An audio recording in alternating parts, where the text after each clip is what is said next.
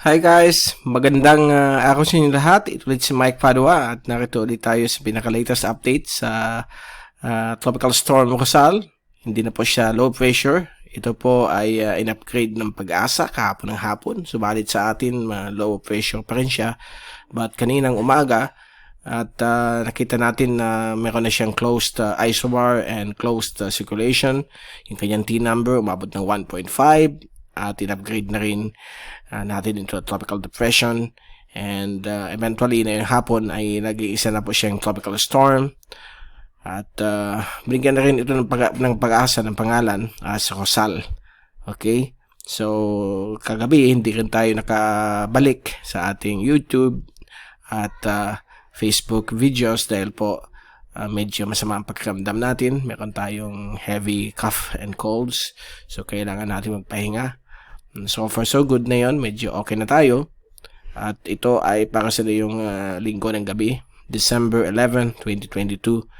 Ito po ang ating Tagalog version. Pinaglingkod sa inyo ng Typhoon 2000 in partnership with the Naga College Foundation and Aboitiz Power.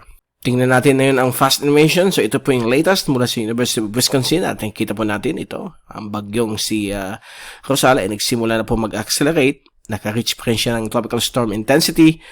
But ang kanyang pag-intensify ay aabot lamang po within the next 12 to 24 hours dahil po papalapit po siya sa boundary ng malakas na upper level winds. So ito yung papakita natin sa inyo using the zoom in satellite animation base sa wind shear product. Nandito po yung boundary ng upper level winds. Okay?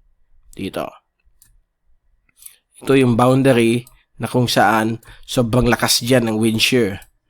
So, ang storm na right now ay nandito. Okay, nagsimula na po siyang gumalaw patungong northeast.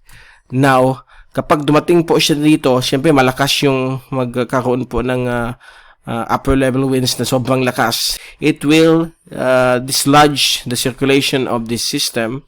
Okay, and madidecay po ito o magdidissipate po rapidly itong si Tropical Storm Rosal. Okay, so pwede siyang umabot ng 85 or even 95 kph as suggested by one of the models. But after that, completely the other way around mangyayari. Mag-rapid dissipation po siya hanggang sa matunaw siya into a low pressure area and eventually magiging part na naman po siya ng papalapit na hanging amihan. Meron po na yun dito malakas na surge ng amihan. Ayan po, when the next 3 days itong amihan na ito gagalaw po upunta dito. So, ang hangin yan pagdating ng on the third day, galing na dito yung malakas. So, yung dry air, o malamig na hangin, cool dry air, papunta sa moisture nitong LPA, o itong tropical storm, ay eventually, ay papatunaw siya completely hanggang mawawala na lang po siya. Magiging parte na lang po ng amihan. So, although babalik po siya dito sa may Philippine Sea, but it's only a ghost. Okay, so ibig sabihin wala na po siya.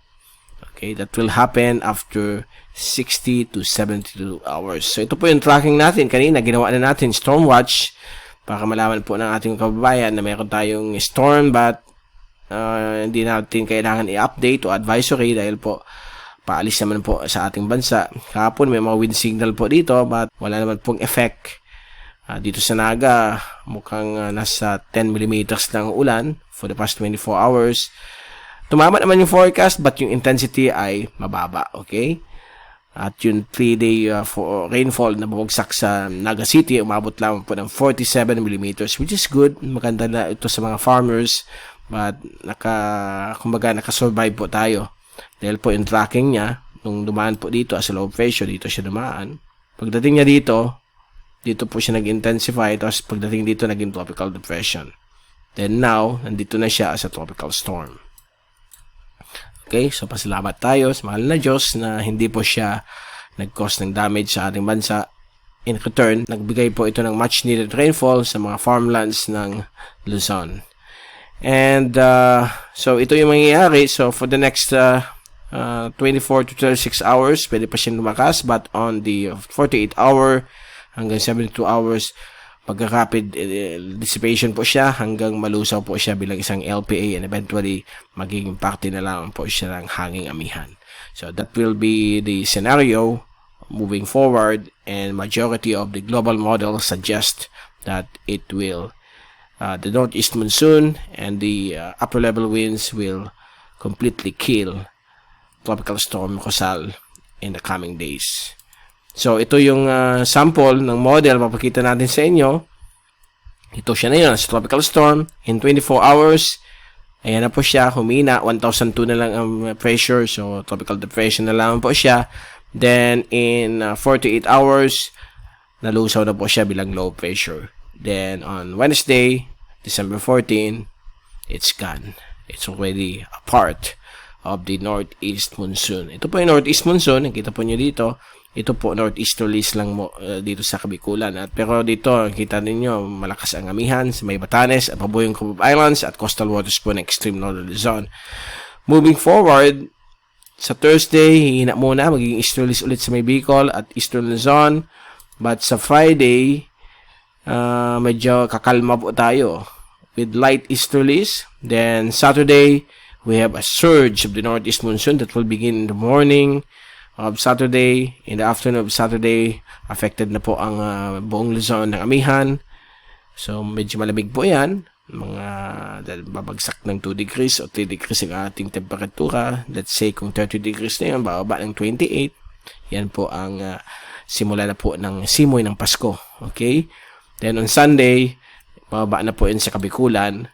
So, makaka-feel po tayo ng medyo breezy conditions. Okay? So, it remains to be seen kasi dito, usually dito lumalabas yung tinatawag nating shear line. So, baka magbigay po ng mga ulan sa atin kasi pinapakita dito sa European model, Saturday and Sunday, ayan, mayroon na pong effect ng shear line. Okay, Sunday pa lang, Sunday.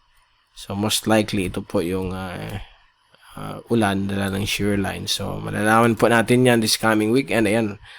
So, meron tayong shear line dito. Okay? So, bibigay namang malalakas sa ulan sa eastern sections ng Northern Quezon. And also, the eastern portions of the Bicol region. So, expect rainfall for next weekend. So, that's it. Diyan muna natin tinatapos ang ating update na yung araw po ng linggo, December 11. At babalik ulit tayo bukas upang ibigay sa inyo ang latest sa bagyong si Rosal. Mula sa Typhoon 2000, ito si Mike Pado magpapaalam. Mag-ingat po tayong lahat. #WeatherWiser. At maraming salamat po sa pagpunod nyo sa aking channel.